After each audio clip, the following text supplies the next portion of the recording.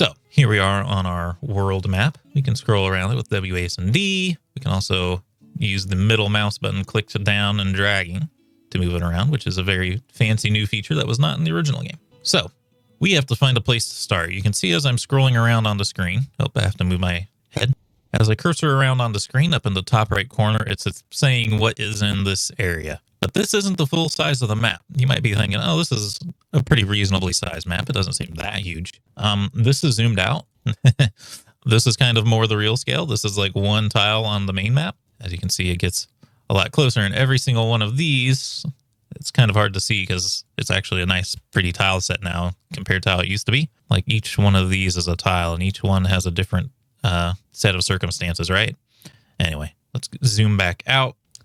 We can just right click to do that. Let's find an Embark location because we don't want to search for things manually. We'll be here forever. What we want in our Embark location, some of this stuff we're not even going to mess with. X and Y dimensions. Remember how I said you could change those? I think this is only the search radius though. This isn't going to set your Embark size, but I'm going to set this to 3 and 3 instead of 4 and 4 because the way it works is if it's a 4x4 and you have things set for filters, right? Any of those tiles that have some of these requirements, and then tiles maybe on the other side of the 4x4 have some of the other requirements, it'll count that area as being acceptable, right? So if we make it really small, 3x3 or even smaller, then we're guaranteeing that the tiles we have selected have all the things we want, right?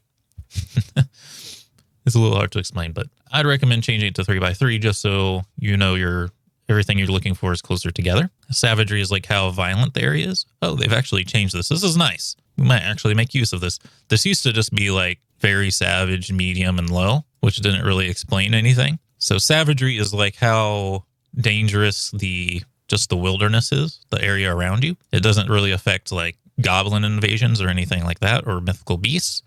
But like calm means there's basically nothing. It's just you might see like very small animals around. Wilderness means you can have some bigger animals like wolves and grizzly bears and things like that. Oh my. Untamed wilds means you're going to run into mythological creatures almost. You'll find a lot of animal men creatures, which, as a furry, that seems like a good thing, but no, it's actually a pretty bad thing. Untamed wilds are incredibly dangerous because those creatures are very deadly. Kind of surprising that there's not more here because there is more savage areas. Maybe they didn't generate on this world. We're going to do wilderness because we want to make sure we have enough animals to hunt. So I don't really want calm, and Untamed Wilds is a little bit insane. We're not concerned about spirit. That's fine the way it is. I'm not concerned about the elevation. Temperature, we're a little bit concerned of, but I don't want to put it on a filter because we can work around temperature. Same for rain, same for drainage. We don't care. Aquifers. We'll go back to aquifers in a minute. We do want a river. Any river will do. Soil. Now, one thing I don't know for sure is if the dev has a proper understanding of greater than or less than. Maybe he does, maybe he doesn't. I don't know. I would read this as soil is less than or equal to deep. So as long as there's any soil, that should go off. But just in case, I'm also going to turn sand and clay on. Sand, of course, can be used for glass. Clay can be used for making pots and stuff. The main reason we want any of these, literally any of them, is fine. We just want this stuff to exist so that we can plant crops. If you don't have sand, clay, or soil, you just have rock, you can't plant crops unless you do some really complicated stuff, which maybe we'll eventually cover, but I'd rather not cover it because it's doing it the hard way. And then they've added a way to search for specific metals, but I'm not going to worry about any of this.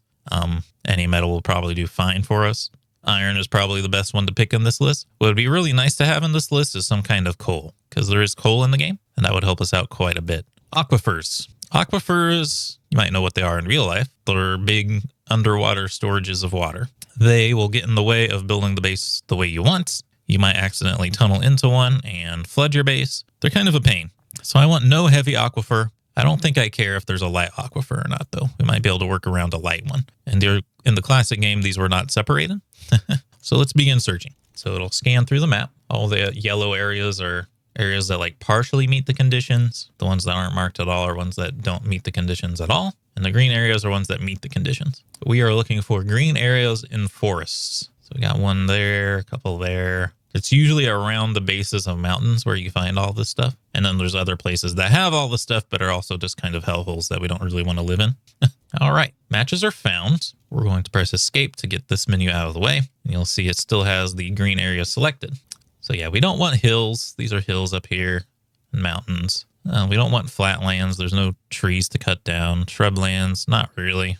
We might be able to make them work. Wasteland, definitely not. Badlands, definitely not. I think it's getting hotter and hotter down here, though. The way the maps generate, sometimes you get a both the North and South Pole, but in this case, we have a North Pole and an equator, so it's not like the entire world is generated here. Or you could think of it as a tidally locked world turned sideways. But anyway, we have a dry broadleaf forest here. Temperature is warm. It has a stream. There's two types of rivers. There's streams and brooks. Streams are bigger, which is a good thing because we want them to be able to make our wells later in the game. But yeah, it's warm, heavily forested, thick vegetation. That's for like bushes and stuff. Surroundings are wilderness, which we want. Has a flexstone layer. Oh, I don't know if I turned on the flexstone layer in the search. Flexstone, you definitely want to turn that on in your find results. Flexstone is used to make steel.